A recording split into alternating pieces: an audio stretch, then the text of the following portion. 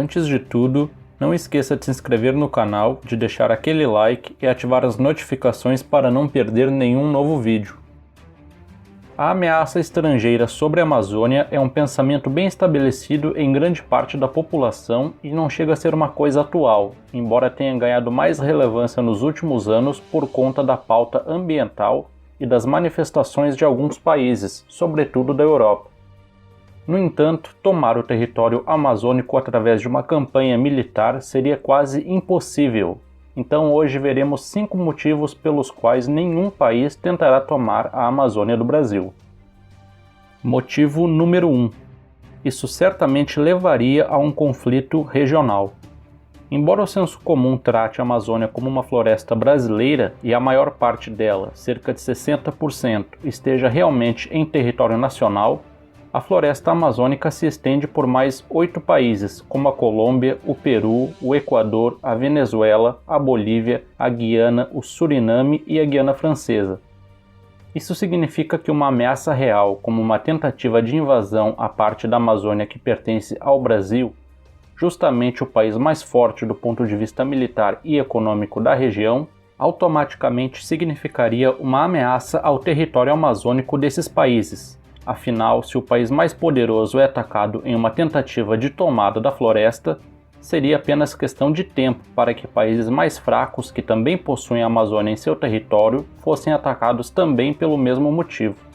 Isso certamente forçaria uma espécie de aliança entre o Brasil e os outros países sobre os quais a Amazônia se estende para a defesa do território, o que tornaria uma invasão e ocupação muito mais difícil por parte de qualquer agressor e elevaria em muito o custo diplomático.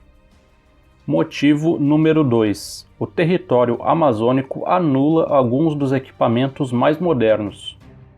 Somente um país ou um conjunto de países militarmente muito fortes poderiam cogitar uma investida militar para o domínio da Amazônia, e a superioridade militar se afirma sobretudo na tecnologia.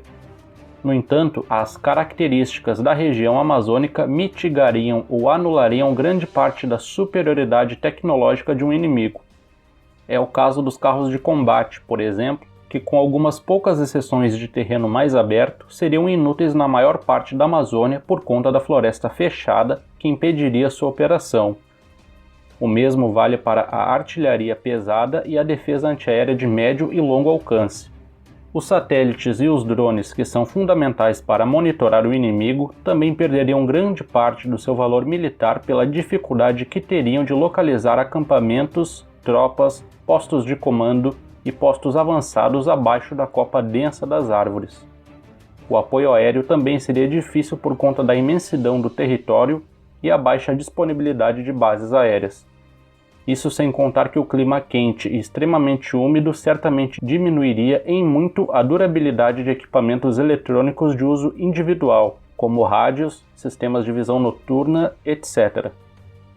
Isso significa que uma guerra na Amazônia seria soldado contra soldado, com muito menos apoio do qual os exércitos mais poderosos do mundo estão acostumados a receber, ou seja, eles estariam completamente fora da zona de conforto.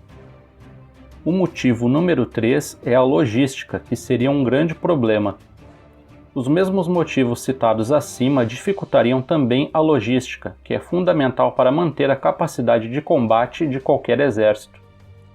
A dimensão do território, somada à dificuldade do transporte rodoviário, forçaria toda a cadeia logística a depender do transporte aéreo e fluvial.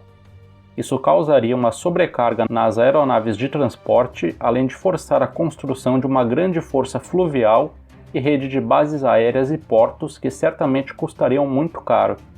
Seria fundamental garantir o controle dos rios, que existem aos milhares e somam centenas de milhares de quilômetros, e que ganhariam uma grande importância estratégica como via de transporte de suprimentos.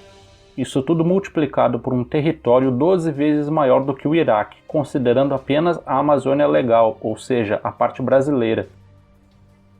O quarto motivo pelo qual ninguém tentará dominar a Amazônia seria o custo financeiro, que seria insustentável a longo prazo. Apenas como comparação, a invasão e ocupação do Iraque pelos americanos, que como mencionei é cerca de 12 vezes menor que a Amazônia brasileira, custou cerca de 2 trilhões de dólares, e esse valor crescerá ainda mais considerando os juros e indenizações a longo prazo. Uma tentativa de invasão e ocupação da Amazônia custaria muito mais caro, primeiro porque o território é muito maior, o que exigiria mais recursos humanos principalmente, e segundo porque isso forçaria a uma grande adaptação de um exército agressor para o ambiente de selva, além de muito gasto com infraestrutura para manter uma ocupação e permitir o avanço militar. Some a isso o fato de que, mesmo que a Amazônia fosse tomada e ocupada por outro país, o restante do território nacional continuaria sob nosso comando e certamente trabalharia incessantemente para alimentar a máquina de guerra para a retomada da floresta e expulsão dos invasores. Ou seja, em termos práticos, nunca nos renderíamos e isso elevaria ainda mais os custos de um inimigo de se manter em combate por muito tempo.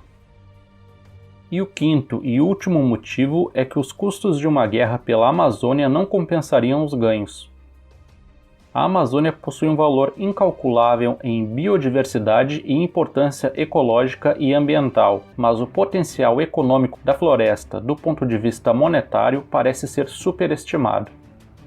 Analisando o nosso caso, podemos perceber que os estados brasileiros que fazem parte do território amazônico estão entre os estados mais pobres do país. Alguém pode argumentar que isso se deve à legislação federal que impede que esses estados explorem de forma eficiente as riquezas da região. Mas quando expandimos nossa análise, percebemos que os países que possuem a Amazônia em seu território também estão entre os mais pobres da América do Sul.